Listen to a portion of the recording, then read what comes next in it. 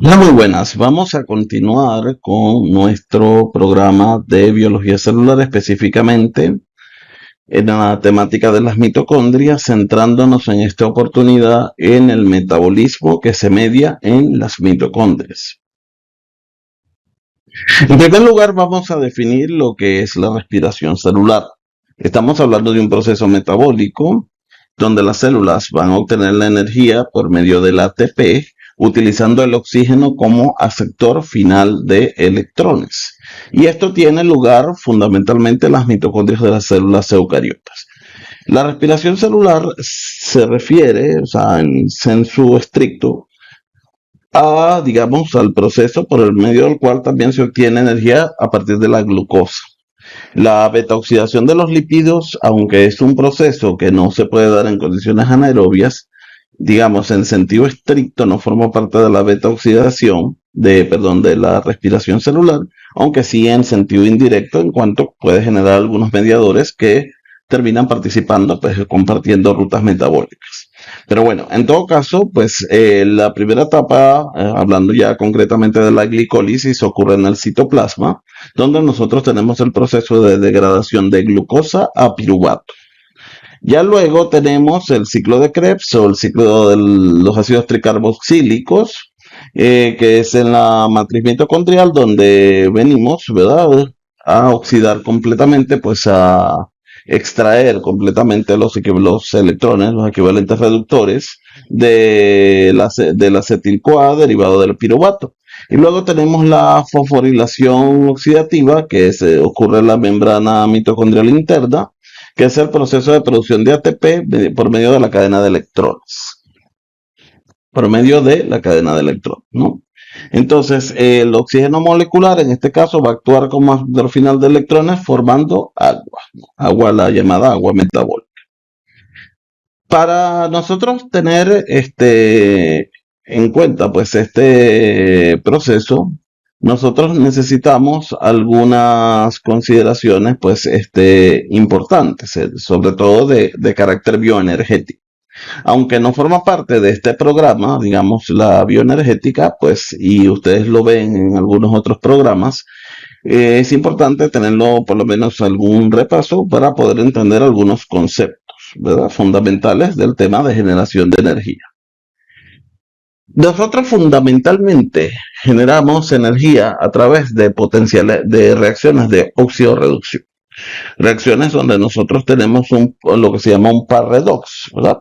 Donde tenemos un elemento que es capaz de generar electrones, ¿no? Ese elemento se oxida y a su vez él donando electrones al otro elemento del par, que es un aceptor, él lo reduce. Entonces, esa reacción redox es capaz de generar energía, que es lo que estamos viendo aquí. Esto es lo que se llama el potencial redox. Es una medida, o sea, ya esto tiene una unidad de medida, donde tenemos la tendencia de una molécula a aceptar electrones, ¿no? Un compuesto con mayor potencial redox tiene mayor afinidad por los electrones, entonces se reduce con facilidad. Entonces, un compuesto con menor potencial de redox, lo que les estaba diciendo, cede electrones y por lo tanto se oxida fácilmente. Entonces, estos compuestos actúan en pares. Estos compuestos actúan en pares, ¿verdad? Entonces, cuando se da esa reacción de transferencia de electrones desde un donador, desde un agente reductor a un agente oxidante, entonces, o sea, el donador, por supuesto, tiene bajo potencial redox. A uno que tiene alto potencial redox se libera energía libre. ¿Y por qué se libera energía libre? Lo vamos a ver aquí inmediatamente. Nosotros, bueno, primero tenemos algunos equivalentes reductores celulares, que fundamentalmente es el nicotín adenín dinucleótido, o sea, en este caso reducido, y el flavín adenín dinucleótido. Estos son esenciales, vienen del metabolismo de la cianacobalamina, de las vitaminas, ¿no? Entonces, estas moléculas participan y facilitan las reacciones de oxidorreducción. Entonces, la presencia de estos equivalentes reductores en la mitocondria van a generar pues las condiciones necesarias para que se sintetice el ATP. Entonces, lo que les decía antes, tenemos pues que una fórmula donde nosotros tenemos la delta G. La delta G es una medición de la variación de energía libre. Y esto es, o sea, si ya ahora estudiando las leyes de la termodinámica y tal, ¿verdad? La variación de energía libre nos va a determinar, bueno, que con qué tanta facilidad una reacción se produce espontáneamente o no.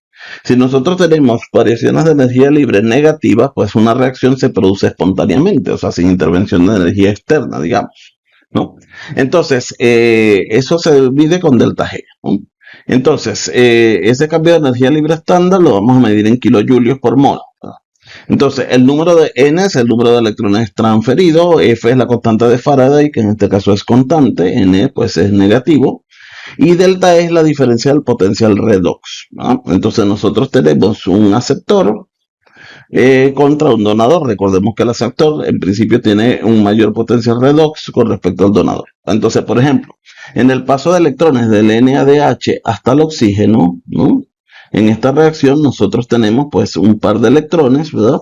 Y en ese caso, pues el delta E sub 0 es 0,82, 0,82, se lo resto a menos 0,32, esto me da una reacción de suma que es 1,14. Entonces, en este caso, el delta G es menos 2 por la constante de Faraday por 1,14, entonces me da un potencial negativo, que es menos 220 kilojulios, o sea, kilojulios por mol, ¿no? Entonces, bueno, o sea, en este caso, pues tenemos un delta G negativo, entonces simplemente para ver, ¿verdad? Que en ese proceso de reacciones de oxidorreducción, pues hay una tendencia, son reacciones que tienden a liberar energía, ¿verdad? Son las reacciones de oxidorreducción, tienden a liberar energía porque, digamos, es un paso, ¿no? O sea, nosotros tenemos un paso, ¿no? Que es favorecido por el diferencial, pues, de potencial redox. Entonces, fundamentalmente, nosotros comemos, ¿verdad? Para generar equivalentes reductores, o sea, para alimentar este sistema redox, ¿no? O sea, eso es un elemento que nosotros debemos tener, pues, muy en cuenta porque es muy importante. Siguiendo adelante entonces, fíjense, vamos a dar un vistazo al metabolismo mitocondrial, ¿verdad? Fíjense que aquí tenemos la glicólisis. Habíamos dicho que en la glicólisis, que es citosólica, la glucosa pasa a piruvato. Ese piruvato es capaz de ingresar, ya lo vamos a ver, ¿verdad? O sea, inmediatamente, o sea, o puede ingresar a la matriz mitocondrial o puede pasar al lactato en un proceso que se llama el ciclo de Cori, que es la glicólisis anaeróbica, pero eso no, digamos, no entra dentro de nuestro contenido, ¿verdad? Luego, el acetilcoenzima A, que también se produce pues es en el ciclo de Krebs y fuera, ¿verdad? Puede unirse pues con moléculas de ácidos grasos, ¿verdad? De ácidos grasos, o sea, se va cortando como de dos en dos, ¿verdad? Y eso pues nos va a producir equivalentes que van a entrar al proceso de la beta oxidación que ocurre dentro de la mitocondria, donde también se van generando equivalentes reductores. Y también se puede generar moléculas de acetil-CoA que entran en el ciclo de los ácidos tricarboxílicos, ¿no? Entonces, y esto está acoplado, en principio, a la cadena de transporte, o sea, esta generación de equivalentes reductores está asociado a la cadena de transporte de electrones, ¿verdad? Que están en la membrana mitocondrial interna, que a su vez se acopla pues a la fosforilación oxidativa, que es el proceso de producción de ATP. Entonces, digamos, esto lo vamos a ir disecando, digamos, poco a poco, o sea, en las diapositivas siguientes, pero es importante que ustedes tengan digamos, una visión de conjunto, o sea, de que vayamos teniendo una visión de conjunto para que podamos, digamos, ubicarnos en qué paso estamos. Entonces, el primer paso es la glicólisis, ¿verdad? Como acabamos de ver. Entonces, fíjense, tenemos un proceso donde la glucosa, ¿verdad? Pasa a piruvato. Entonces, fíjense que la glicólisis tiene dos fases. Una primera fase, perdón, una primera fase donde tenemos una reacción, una primera fase donde se gasta energía, donde nosotros vamos a partir desde una molécula de 6 átomos de carbono que se va fosforilando, primero glucosa 6 fosfato, después a fructosa 1,6 bifosfato, ¿no? Hay una reacción de isomerización, pues por aquí. Y luego esa molécula es clivada pues en dos elementos, ¿verdad? Que es el gliceraldehído 3-fosfato o la dihidroxiacetona fosfato, que estos, digamos, estos se isomerizan, ¿verdad? Son isómeros, ¿no? Entonces, esa es la primera fase. Obtenemos entonces, digamos, dos moléculas de gliceraldehído 3-fosfato, ¿no? A partir de esa primera fase de la glicólisis. Por eso es importante que tengamos en cuenta que se obtienen dos moléculas, partimos de una de 6, ahora tenemos dos moléculas de 3 átomos de carbono, porque a partir de este momento, fíjese, la otra cosa que es importante es que se gastan dos moléculas de ATP fosforilando, pues primero la glucosa para el paso de glucosa a 6-fosfato y después a la fructosa para pasar a fructosa 1,6-bifosfato. Es importante que tengamos en cuenta que esta molécula se parte en dos, porque a partir de este momento, todas, digamos, los equivalentes que se vayan generando, pues hay que multiplicarlos por dos. ¿Sí? Hay que multiplicarlos por dos. Entonces, en esta reacción nosotros tenemos primero la generación pues de dos, o sea, de un NADH por cada uno de los ciclos o sea, por cada uno de los glicerol 3-fosfato. Por eso les decía que hay que multiplicarlos por dos, ¿verdad? O sea, tenemos la producción de dos equivalentes reductores en esta reacción, ¿no? En esta reacción, luego hay una cosa que se llama la fosforilación a nivel de sustrato, que es la liberación de una de las moléculas de ATP, ¿no? Que están presentes, o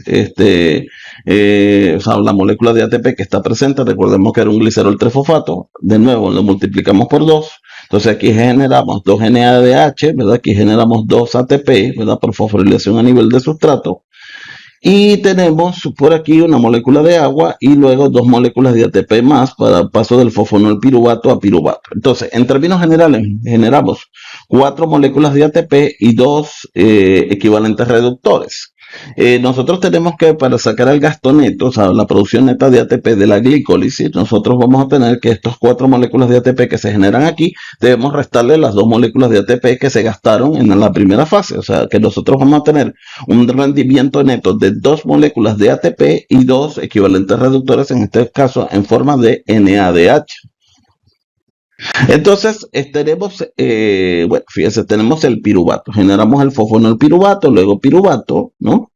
Eh, Nosotros vamos a tener, digamos, dos pasos que tenemos que tener en cuenta. El primer paso es el ingreso del piruvato, del propio piruvato, a la matriz mitocondrial. Fíjense que el ingreso del piruvato se va a dar a través de un transportador de piruvato, en el caso de la membrana mitocondrial interna, y un canal voltaje dependiente en el caso de la membrana mitocondrial externa. Entonces, por el canal, digamos, voltaje dependiente, pasa el piruvato a la matriz, al espacio intermembrana, y luego en el espacio intermembrana es internalizado por un transportador de piruvato, ¿no? Luego hay un segundo elemento. Hay un segundo elemento. Un segundo elemento es el hecho de que yo necesito ingresar los equivalentes reductores, ¿verdad? Yo necesito ingresar los dos equivalentes reductores que se me generaron.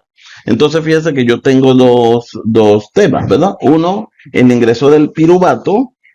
Un primer tema es el ingreso del piruvato a la matriz mitocondrial. Y el segundo tema es el ingreso de los dos equivalentes reductores que se me generaron, evidentemente también a la matriz mitocondrial. Entonces, para ese ingreso, ¿verdad? Para ese ingreso, ¿verdad? Yo voy a tener un sistema que se llama unos sistemas de lanzaderas que me van a permitir el ingreso a, digamos, de estos elementos, ¿verdad?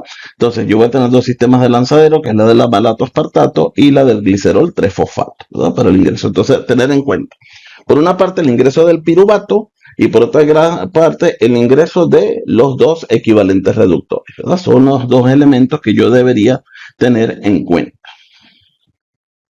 Entonces, ¿cómo entran los equivalentes reductores a la mitocondria? Eso es un elemento que es muy importante, ¿verdad? Que nosotros los tengamos en cuenta. Entonces, fíjense que les había hablado de unas lanzaderas, ¿verdad? Entonces, la primera lanzadera que nosotros vamos a tener es la lanzadera del glicerol 3-fosfato. O sea, en este caso, ¿verdad? Nosotros vamos a tener que una molécula de dihidroxiacetona fosfato va a recibir, ¿verdad? Una molécula de hidroxiacetona fosfato va a recibir, pues, uno de los equivalentes reductores, ¿verdad?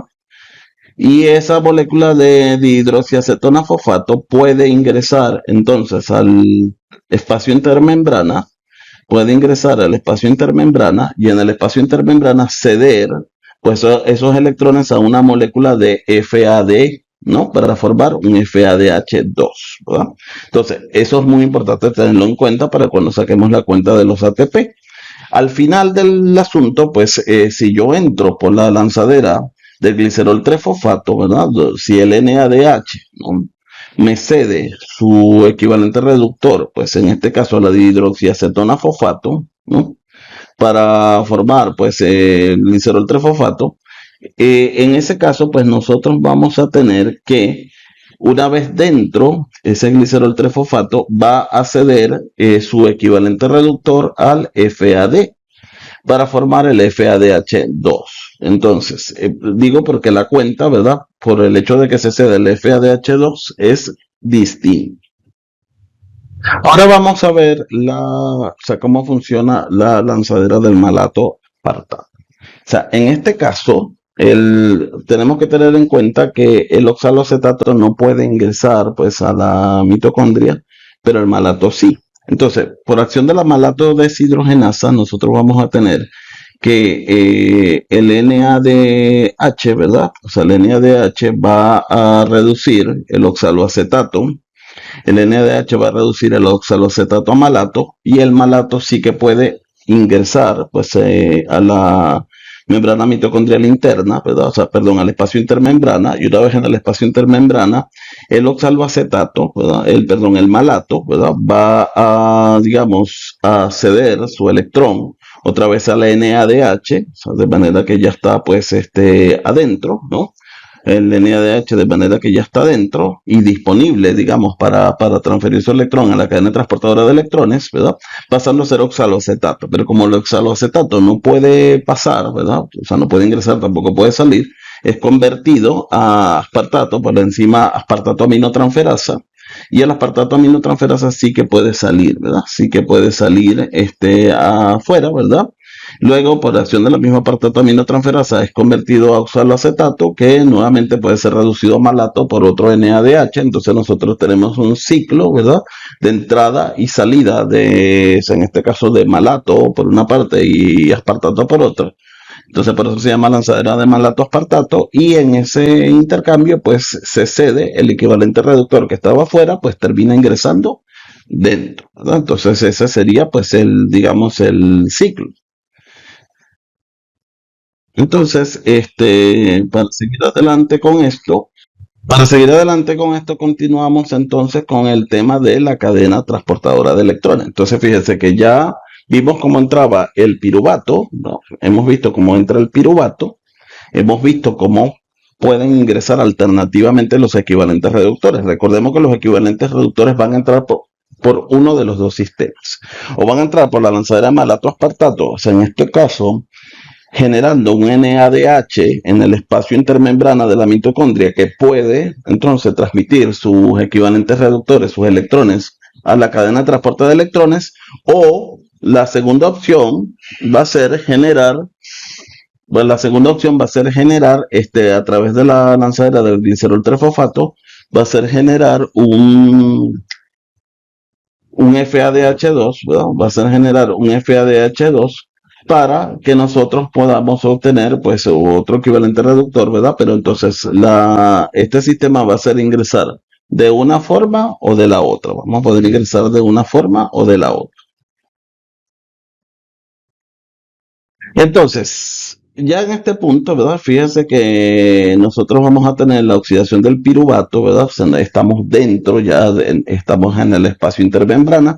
Recordemos que por un canal voltaje dependiente, el piruvato entraba al espacio intermembrana, y por un transportador entra a la matriz mitocondrial. Y una vez en la matriz mitocondrial, nosotros vamos a tener el proceso de oxidación del piruvato por un complejo enzimático muy grande que se llama la piruvato deshidrogenasa, una enzima, de hecho creo que de las más grandes que nosotros tenemos, ¿verdad?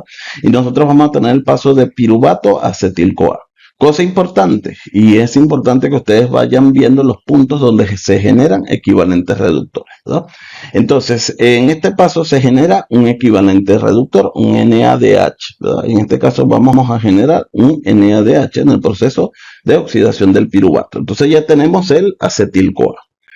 Entonces, con el acetil-CoA nosotros podemos ya ingresar al ciclo de Krebs. Es el acetil-CoA es, digamos, el sustrato para ingresar al ciclo de Krebs. O sea, en este caso, yo no estaría tan interesado que ustedes se aprendan o que ustedes se memoricen el ciclo de Krebs.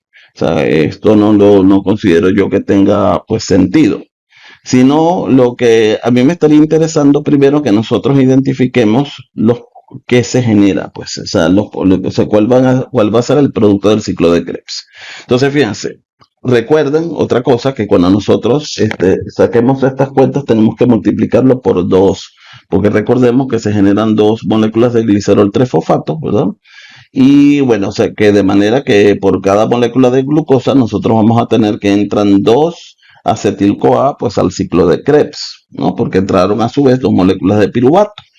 Entonces, nosotros vamos a tener que en este primer punto, ¿verdad? Del paso de la isocitrato al alfa-cetoglutarato, nosotros vamos a tener que se genera dos equivalentes reductores, dos NADH, ¿verdad?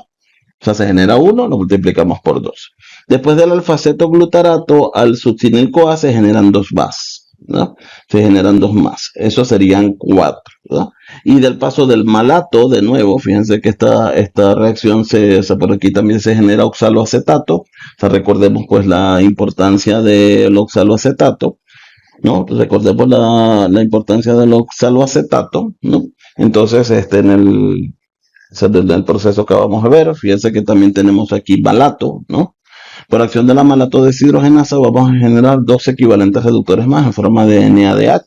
De manera que tenemos 3 puntos de generación de NADH que lo vamos a multiplicar por 2. Entonces, por cada molécula de glucosa vamos a obtener 6 NADH. Vamos a tener por aquí dos moléculas de ATP, de GTP, que lo vamos a contar igual.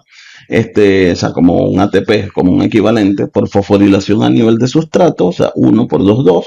Y vamos a tener una molécula de FADH2 en este punto, en el paso del succinato al fumarato, y eso lo vamos a multiplicar por 2. Entonces tenemos dos moléculas de FADH, dos moléculas de GTP y 6 moléculas de NADH, ¿verdad? Entonces eso es lo que vamos a tener como generador del ciclo de Krebs. Les voy a hacer también algunos comentarios del ciclo de Krebs, ¿verdad? O sea, algunas reflexiones sobre el ciclo de Krebs. Repito, que me interesan evidentemente muchísimo más que el hecho de memorizar el ciclo de Krebs. En primer lugar, en el ciclo de Krebs se cumple una condición que se llaman las reacciones anapleróticas. ¿Qué es una reacción anaplerótica? Son reacciones que garantizan que, digamos, esa estructura cíclica del ciclo de Krebs. O sea, son reacciones que van alimentando continuamente el ciclo de Krebs de manera que se genere continuamente.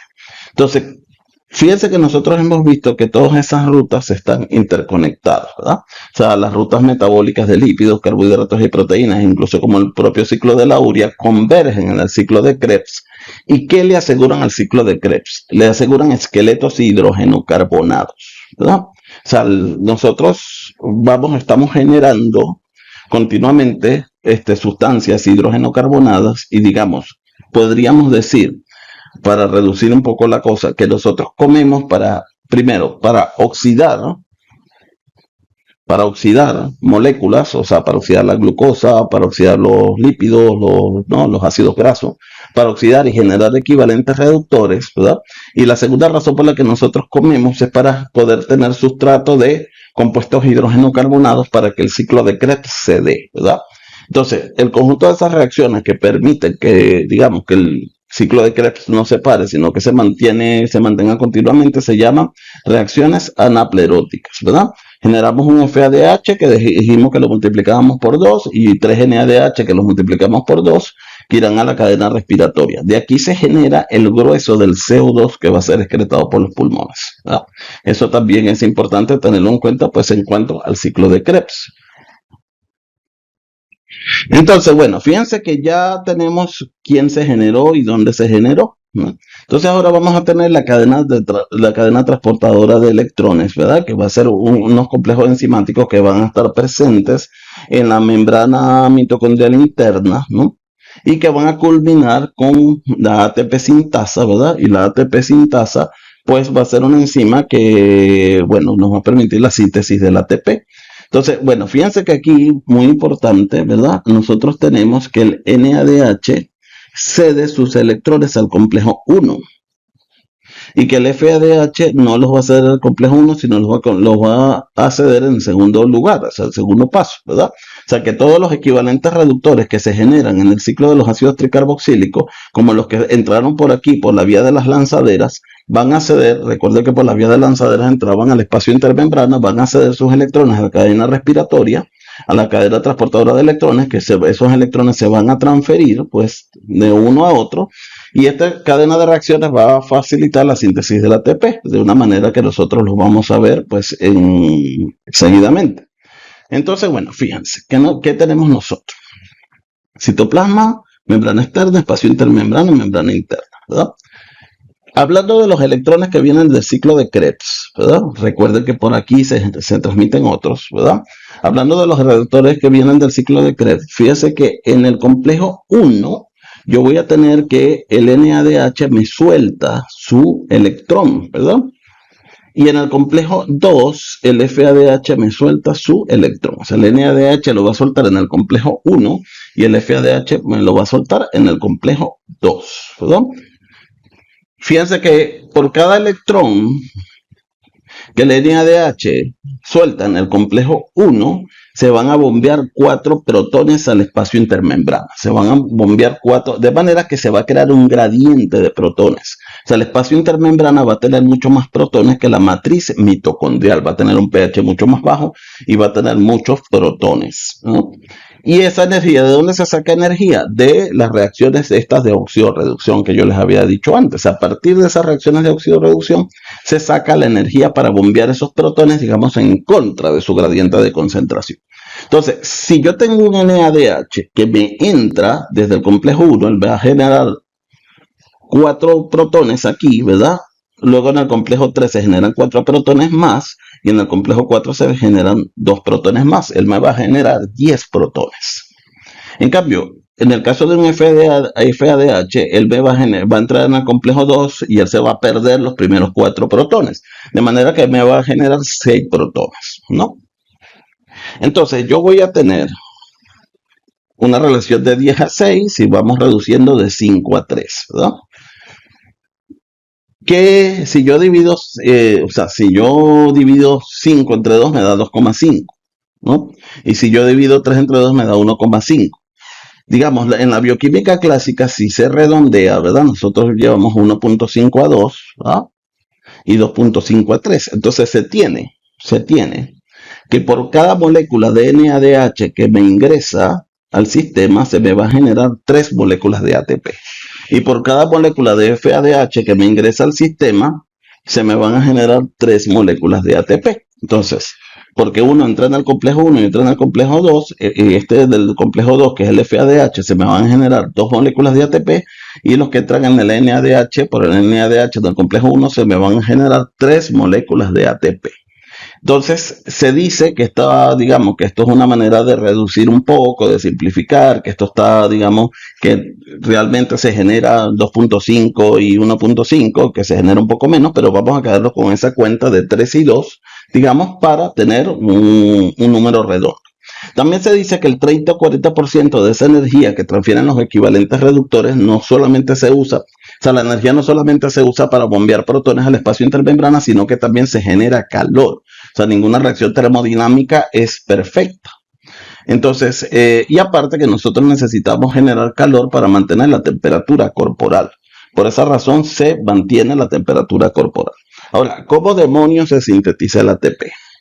El ATP se sintetiza porque al formarse este gradiente de protones, digamos, tengamos la idea de que esto funciona como una central hidroeléctrica. Fíjense que como nosotros generamos electricidad en una central hidroeléctrica, yo tengo una presa que la coloco, digamos, a favor de la gravedad, o sea, coloco el agua más arriba, abro unas turbinas, el agua pasa, el agua mueve unas turbinas que están allí y a partir de esas turbinas se genera electricidad.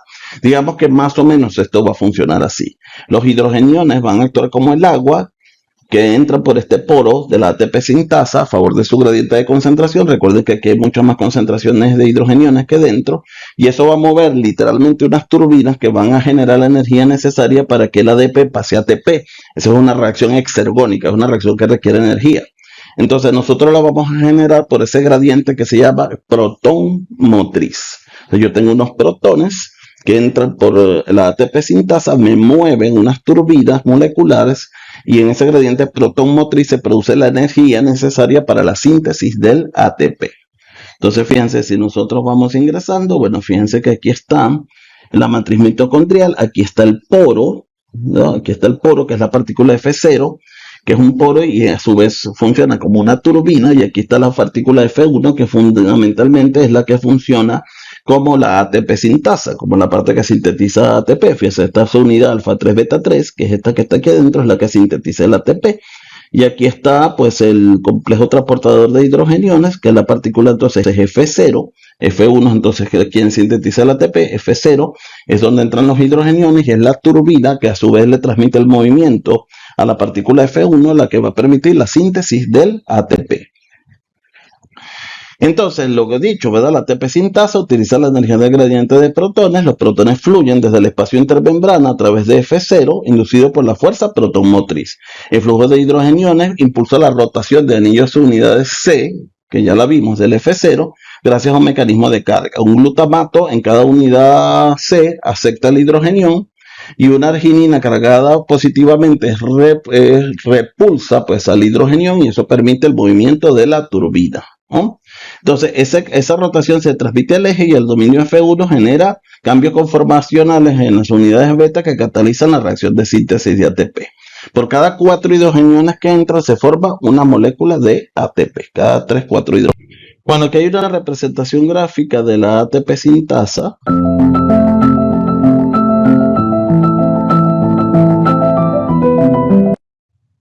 fíjense entonces más o menos cómo funciona, ¿verdad? Cómo hay un giro, ¿no? De las unidades iniciales que genera pues el giro de lo que está más abajo.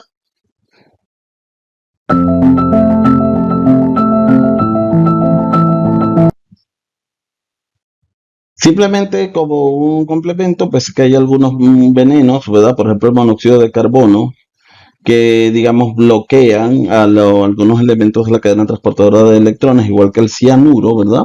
Entonces, esto simplemente que ustedes sepan, sobre todo el envenenamiento por monóxido de carbono, que puede llegar a ser común, ¿verdad? Que inhibe la cadena de transporte de electrones, y por supuesto bloquea parcialmente el monóxido de carbono, ¿verdad? En este caso, pues la síntesis de ATP, aparte el monóxido de carbono también impide la unión del oxígeno a la hemoglobina. Entonces, bueno, por eso forman venenos que son potentes. Y bueno, hay algunos desacopladores. Fíjense que yo puedo tener un canal que está, por ejemplo, ubicado en la grasa parda, en la grasa de los animales que hibernan también, y en la grasa de los bebés, ¿verdad? Que tienen grasa parda. Y ese canal permite el paso de hidrogeniones independiente, pues, de la cadena de transporte de electrones, ¿no? De manera que, o sea, fíjense, si se da la reacción de bombeo de electrones hacia afuera, se genera el calor que nosotros vimos anteriormente, ¿verdad? Pero no se genera la síntesis del ATP, porque, digamos, se pierde el gradiente protomotriz, o sea, ya no pasan los protones solo por el ATP sintasa, sino que pasan por este canal. Entonces, yo lo que voy a generar es calor, ¿verdad? Entonces, ese es un canal que se llama termogenina, ¿no? Que está presente entonces en la grasa parda, especialmente en los bebés. Y bueno, en el caso de los animales, en los animales que hibernan. En este cuadro resumen nosotros vamos a ver la síntesis del ATP. Entonces fíjense que nosotros vamos a tener cuánto se produce por la lanzadera malatoaspartato y la lanzadera del glicerol 3-fosfato. Los ATP generales netos de la glicólisis son iguales, ¿verdad? En la malatoaspartato se producen 2, o sea, la primera parte, porque bueno, o sea, esto no tiene nada que ver con la malatoaspartato, y en la lanzadera del glicerol 3-fosfato 2. Pero nosotros vamos a producir, en este caso, 4 moléculas de ATP en la lanzadera del glicerol 3-fosfato. ¿Por qué? Recordemos que nosotros vamos a generar, en este caso, ¿verdad? Vamos a generar a través del FADH2. Si hablamos de dos glicerol de dos equivalentes reductores, porque se produce por dos FADH2, Yo en lugar de producir 6 a partir del NADH, que sería lo que se me generaría si yo paso por la malatoaspartato, voy a producir 4 porque en este caso en el espacio intermembrana no voy a tener la malatoaspartato, o sea, no voy a tener NADH2, sino que voy a tener FADH2 o sea, que se da pues a través del glicerol 3-fosfato. A partir de este momento es igual, ¿verdad? La descarboxilación del piruvato me va a producir 2 NADH, ¿verdad? Uno por cada piruvato que entre, entonces yo voy a tener 6 y 6, 3 por 6 ATP, 6 ATP. El ciclo de Krebs me va a producir 18 ATPs, ¿verdad? Me va a producir 6 por 3, 18. 2 FADH, 2 por 2, 4 ATP. Y el GTP me va a ser 2 y 2. De manera que yo a través de la malatoaspartato tengo 38 moléculas de ATP y a través de la glicerol 3-fosfato tengo 36 moléculas de ATP. Bueno, esto ha sido todo por esta grabación y vamos a dejar el transporte mitocondrial para el siguiente apartado. Muchas gracias por su atención.